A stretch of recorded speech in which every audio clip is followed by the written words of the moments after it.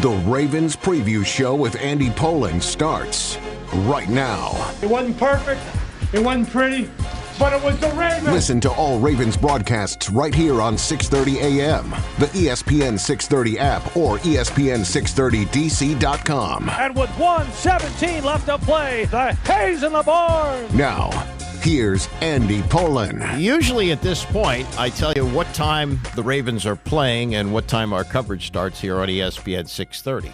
They're not playing this weekend, and we don't know when they're playing the following weekend, whether it's Saturday or Sunday, and we have no idea who they're going to play. But we can speculate on that a little bit. Ryan Mink is with us. He's the editorial director for the Ravens. He was with us the last time. We explained his title, that even though he works for the team, he can be critical. If you wanted to be critical right now of this team, what could you find? What nit could you pick right now with them? Goodness, that's a tough question. Yeah, I mean, it's tough. That's difficult. I mean, I would say probably one nervousness I have is just, are they going to repeat 2019? Are they going to come out flat? And this is how we were feeling 4 years ago, that they were basically, unbeatable. And they were far and away the best team in the league that year, had, again, just like this year, the first-round playoff bye, and then they came out flat and got beat by the Titans, and that was a bitter pill. So, I don't know that it's a flaw or not, and I don't think that's going to happen, but you don't know until they rewrite that story. Yeah, there is that question, could that happen again? And also the question of regular season Lamar versus playoff Lamar. And as great as Lamar has been throughout his career, here are the numbers. 55.9% completion percentage in the 4 playoff games he's been in. 3 touchdowns, 5 interceptions, quarterback rating of 68.3. Those are not eye-popping numbers. And maybe there's reasons he hasn't performed as well in the postseason, but that's right. That's a hump he's got to get over. Right, yeah, no doubt about it. He knows that, and I think that I have a big story coming out on Lamar next week. He's put in the work to make sure that doesn't happen again. And approach this season has been different than it has been in years past. Just the work behind the scenes that he's put in has been at a different level, just quite frankly, and the ownership that he has over this offense, the empowerment that Todd Monken has given him, I think puts him in a better position to succeed in the playoffs. And, this is a guy who, from the moment he got drafted, has talked about delivering a Super Bowl to the Ravens, the minute they picked him. And that hunger has only been compounded by the playoff failures that they've had in the past, himself included. Nobody's more frustrated by that than him. And I think that has really kind of locked him in and sharpened his focus, and beyond that, just, changed the way that he's approached the job to make him, better suited for success this time around. Speaking of sharp, as great as he was to finish the season, the big wins that they had at San Francisco and then home against Miami, didn't play last week against the Steelers, and now is sitting out another week. So it's almost 3 weeks between games. What's the level of concern about him staying sharp, and what are they doing to combat that maybe he will come out a little bit rusty? Yeah, John Harbaugh had a normal practice schedule this week, as if they were going to play a game, and that includes Lamar. And so there's, sure, yeah, they won't have a game. It won't be against an opposing defense, but they're even going to go down to the stadium on Saturday, treat it like a normal travel kind of schedule. They're going to stay in that routine. So there's only so much you can do. I definitely don't think that John Harbaugh should have put him out there against the Steelers. So, it is what it is. I'm not too worried about it, and I think the way that Lamar's been locked in one game at a time and just really, really focused, I'm not too worried about him being rusty. Okay, and then you have the injury factor, which hasn't been terrible for the Ravens this year. It's hit them pretty hard at running back, but boy, oh boy, you talk about the advantage of being where they are. Able to get a guy like Dalvin Cook off the street and add him to as they say now, the running back room. And John Harbaugh, I think, said this week that they expect him to be a big part of the game plan in the 2 weeks that they have to get him ready. Do you think that's, he could be a guy who could get, 10 to 15 carries? Yeah, I don't know that it's going to be that much. I think that they certainly, he and John and Todd Monken both said, this guy's a weapon. We're viewing him not as an insurance policy, but as a legitimate weapon to add to our offense. 10 to 15 will be pretty high. I think still Gus Edwards and Justice Hill will be your lead backs, but I expect that Dalvin Cook would be third in the pecking order there. I would probably, be closer to the 5 to 10 touch range. What do you do with those opportunities? I think Dalvin Cook, it is a luxury to get a guy like that, and maybe, hey, if he really does well with those opportunities in the divisional round, it only can build from there. And so when you're in the playoffs, every play is so massive. Those five touches, if he gets that, those are going to be big plays. And so I think that it definitely is a good thing for the Ravens to be able to add somebody like that this late in the year. Talking to Ryan Mink, he's the editorial director of the Baltimore Ravens as they sit out this weekend, getting ready to see who they play. It's based on seeding, and they would play, I guess, the lowest seed possible in a home playoff game, either a week from tomorrow or a week from Sunday. And one of the possibilities, Miami going to Kansas City in what could be 25 below wind chill and winning there. Okay, maybe that could happen. Pittsburgh winning at Buffalo. Who knows? Maybe there's a collapse by the Bills there. But it seems to me the most likely would be Cleveland, the 5 seed, playing at Houston, which is probably in the happy to be there stage with a rookie quarterback, and that could mean Joe Flacco coming back to Baltimore. I think that would really be an intriguing matchup if that happens next weekend. Definitely. I mean, the story writes itself. First of all, yeah. That would be an incredible story. I think that Joe has been playing really well.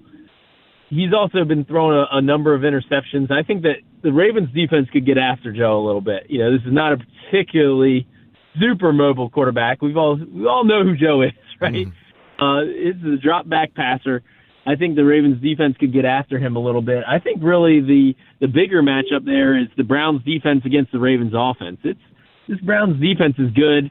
They've given the Ravens some troubles at times in the 2 previous games. And anytime you have Myles Garrett, this is a guy that can wreck a game potentially.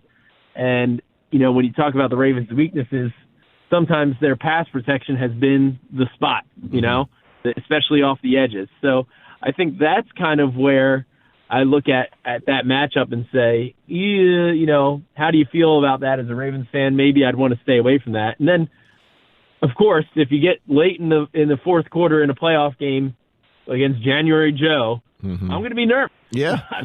I've seen Joe in this scenario.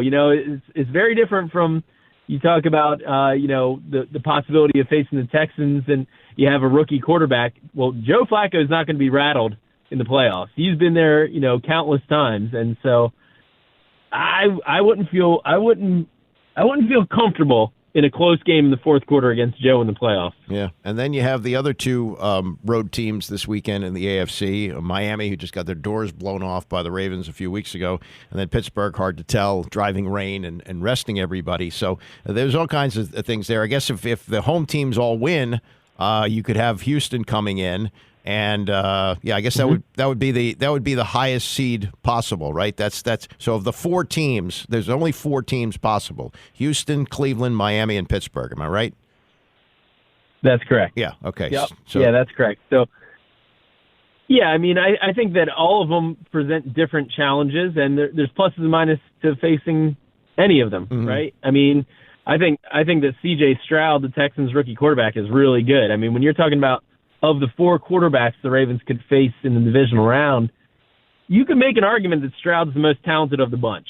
And Tua has been really good this year, but Stroud, that dude can make every single throw. Right. Now he's a rookie quarterback coming into M&T Bank Stadium that will be rocking in a divisional playoff game. That would be a tough atmosphere for a rookie. And rookie quarterbacks traditionally do not have a ton of success in the playoffs. You go back to even the Ravens 2012 year, they faced Andrew Luck in the Wildcard round and beat him and the Colts. So that would be a tough matchup because of the talent, but they're a young team, so that would be the benefit of facing the Texans. We already talked about the Browns. Joe Flacco he was a free agent for a reason, and I know he's playing well, but he's kind of that gunslinger. So I think the Ravens defense would have some opportunities there. Dolphins, if they get win in Kansas City, that's going to really turn around the momentum of their season. They took back-to-back really bad losses. They've been stumbling down the stretch and they're really banged up. But if they somehow win that game in Kansas City and get healthier, they didn't have Jalen Waddle or Raheem Mostert the last time they came to Baltimore. That offense, it's a wild card. They can score at any time. Tyreek Hill can take it to the house any time. They have big play potential. So I don't love that matchup either if you have to play the Dolphins. And then, of course, the Steelers have beaten, they've had the Ravens' numbers recently. True. Yeah. And they can run the ball, and they're physical and all that stuff. So, I don't know. You'd have a tough time convincing me that Mason Rudolph's going to come to M&T Bank Stadium and beat the Ravens in the playoffs, but you never know. Never know. They know the Ravens well. Exactly. Two coaches who certainly know each other. What has it been, like 35 times that we have Tomlin facing Harbaugh or something like that? Just amazing. Yeah, crazy. Before I let you go, it's hard to compare the offense from last year, obviously, with Lamar being hurt last year. But the defense, kept them in it. They had a chance to win that playoff game against Cincinnati last year on the road. Is the defense, in your mind, better, much better than it was last year, or about the same? Oh, yeah, I think it's much better, for sure. I think they have a better pass rush, absolutely. I mean, they tied their franchise record with 60 sacks, which was tops in the NFL. Jadeveon Clowney, Kyle Van Noy. The Ravens definitely can get after the quarterback better than they could last year. They're more versatile on defense. I think the emergence of Kyle Hamilton has really given this defense a different dimension. They're able to match up with anybody. I think for sure this defense is better than it was last year. And really, as much attention as Lamar Jackson and the offense have gotten, the defense has been more consistent. And I think that's the unit that can really that unit makes them a very tough out, even if the offense stubs its toe occasionally. Yeah, and this time of year, they always talk about how important defense is, and we don't know what weather is going to be like a week from this weekend. We usually do a score prediction, no score to predict, but predict who they're going to play. Who do you think they'll be playing next weekend? Yeah, I think it's most likely the Browns. I kind of lean the way you are. I think that's it just seems like fate, right? Yep. That the Ravens match up against Joe Flacco in the divisional playoffs. Well, it'd be cool. I mean, we've had brother against brother in the last Baltimore Super Bowl, so why not ex-quarterback against the young guy that he helped to mentor a little bit when he was there? So pretty cool stuff. Yep. Good to talk to you. Thanks so much, Ryan. All right, thank you. That's Ryan Mink, the Ravens editorial director, as the Ravens sit back and wait. And again, they would play the lowest seed remaining from this weekend. So you have the 5th seed Cleveland playing at the 4th seed Houston. That's the first game. Seems like Houston always plays the first game of the playoffs. That's 4:30 tomorrow afternoon. And then tomorrow night, as we've been talking about on Peacock, you got number 6 Miami playing at number 3 Kansas City.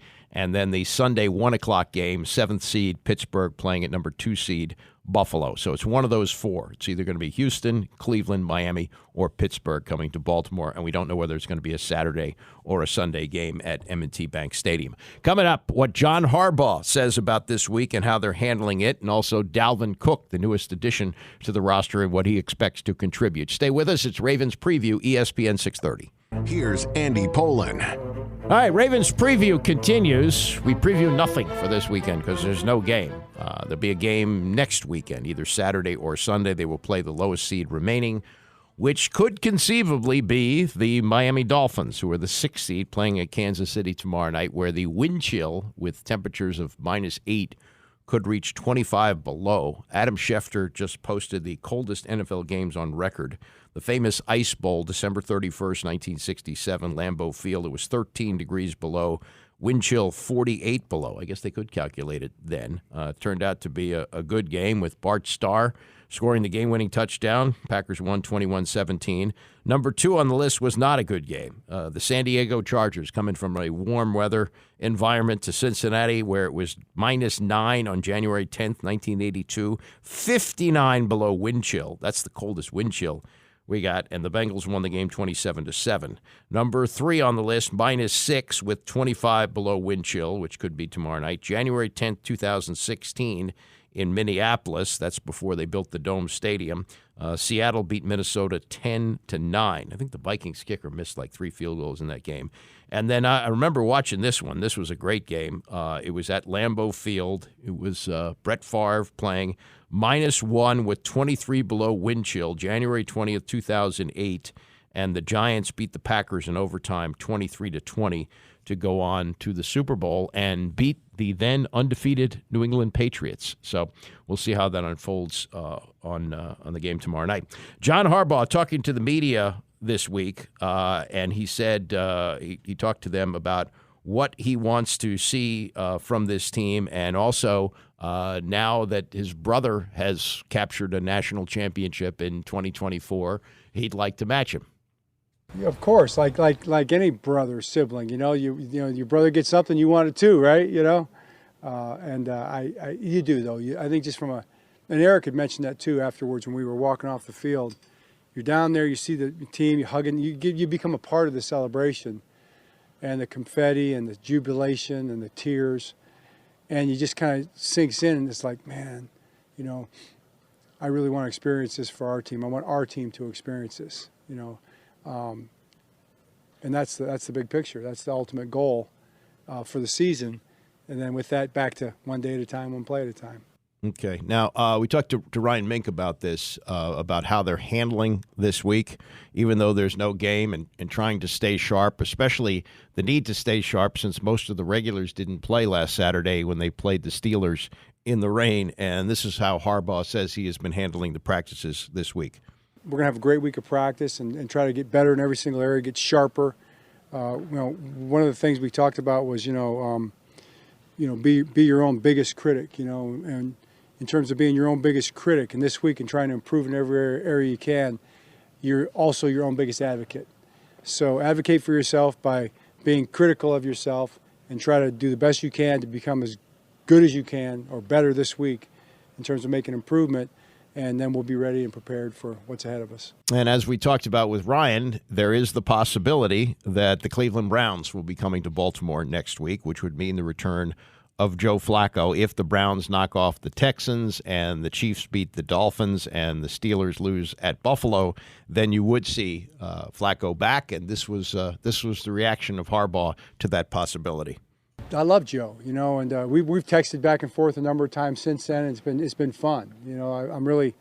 I'm happy for him and for his family. I'm excited for him, and you know, it really doesn't matter what team you got someone playing for. I always say I never been. My dad was always a coach, so we never really were too much fans of teams. We were, especially in football, we were fans of friends and family. You know, that's who we rooted for. So Joe's a friend and family to me. So heck yeah, I root for Joe Flacco. But, you know, I don't root for any opponent that we're playing. So it doesn't really matter this week. We'll play whoever wins. You know, we're taking on all comers, so to speak. And then if it comes to that and we're playing Joe, I know a lot of people on other teams too, whoever you're playing, they become the opponent, you know, and you're trying to defeat the opponent by any means necessary. Last thing is the addition that the Ravens made, and this is really a luxury that you have. I don't know where else he might have gone, but Dalvin Cook had a guaranteed contract with the Jets, and had he stayed with the Jets the rest of the season, he would have gotten all his money. But he wanted out, so he said to the Jets, please release me. I'll forfeit that money, and I can make it up with the Ravens in playoff checks. So they granted him his wish, and he was claimed by the Ravens. He's been practicing with them this week. We'll practice again with him next week. And according to what Harbaugh says, he will be a key addition to this roster. We view him as a very valuable or potentially very valuable weapon on our offense. So obviously, I mean, Dalvin Cook is a high pedigree player, you know, highly decorated player, and he's still got talent and ability, and he's smart. He's in great shape. He's in football shape. He's been playing football. Looked very good in practice out here today. So I think he's going to be a valuable part of our team in the playoffs here. Cook has rushed for 1,000 yards twice with the Vikings. It didn't work out with the Jets, but didn't work out for many people there. And now that he's in Baltimore, he expects to be a big contributor. It presents everything. Obviously, the situation speaks for itself. These guys put in the work. So, had a first-round bye, be sitting at the number 1 seed. So for me, just come in and give everything I got. These guys don't put the hard work in already. So for me, I lay it all on the line for these guys. They done did the dirty work. So it's now time for me to just go help these guys any way I can. So for me, it's a new breath of air for me. New opportunity, a great opportunity, and I'm loving it, man. Might be an obvious question, but how do you think you fit in with this running back group? I fit right in. First off, we got a great room. Nell, Justice, Gus, all those guys, man, they great, man. They've been great since I got here. And when you look at the dynamics of the room, I think I bring everything to the table, with adding to what those guys bring to the table, which is a lot. We've been seeing it all year with those guys, and with the O-line we got, I think it make everything better. We got some guys up front, we got some dudes up front that's ready to lay it on the line. So, I'm just happy, man. Here they go. Week from this weekend. The playoff history since the last Super Bowl, not great. They got back in 2014, so this was the following season after they had made and won the Super Bowl. They won at Pittsburgh, and then they lost the following week in the divisional playoffs at New England. Didn't get back until 2018. When they lost to the Chargers in January of 2019, 23-17. They made it with Lamar Jackson in 2019 after Flacco was gone, and they had the best record in the league with 14-2. But Tennessee ran all over them. Derrick Henry had 195 yards, and Tennessee won the game 28-12. Then in 2020, they got back again, won their wild card game. That's the one game that Lamar has won as a playoff quarterback at Tennessee, 20-13, and then lost at Buffalo. The following week, January 16th, lost 17-3. And then last year with Lamar hurt, they did get to the playoffs. A weird circumstance where they played Cincinnati in back-to-back weeks and actually played close.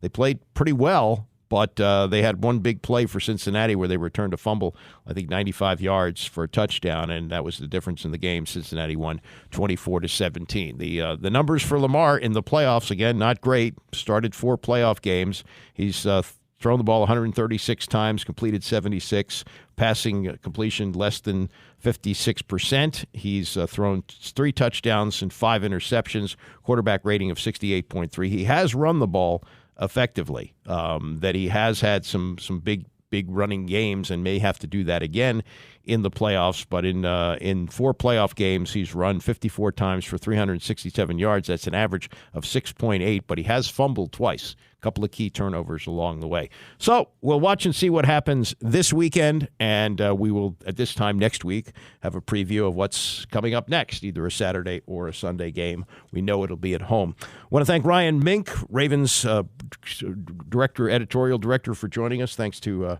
Rex Minturn for running the show, and thanks to all of you who listen. Have a great weekend. Tony is coming up next, and I'll see you Monday morning at 9 a.m.